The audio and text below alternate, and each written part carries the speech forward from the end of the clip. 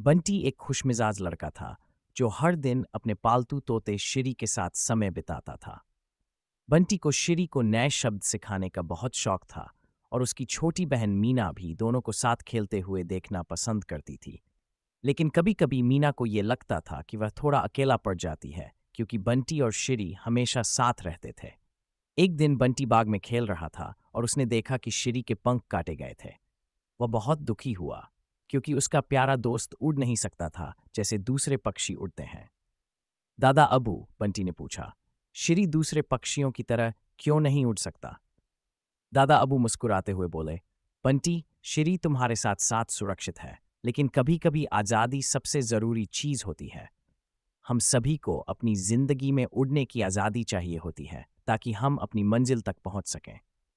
दादा अबू की बातों से बंटी का दिल बदल गया। उसने फैसला किया कि वह शिरी को आज़ाद कर देगा। उस शाम बंटी और मीना दोनों मिलकर शिरी का पिंजरा खोलने गए। शिरी ने पहले तो थोड़ा संकोच किया, लेकिन फिर उसने अपने पंख फैलाए और आकाश में उड़ने लगा। इसके बाद शिरी हर शाम बंटी के पास वापस आता, उसकी खिड़की पर बैठता और खुशी से गाने गाता।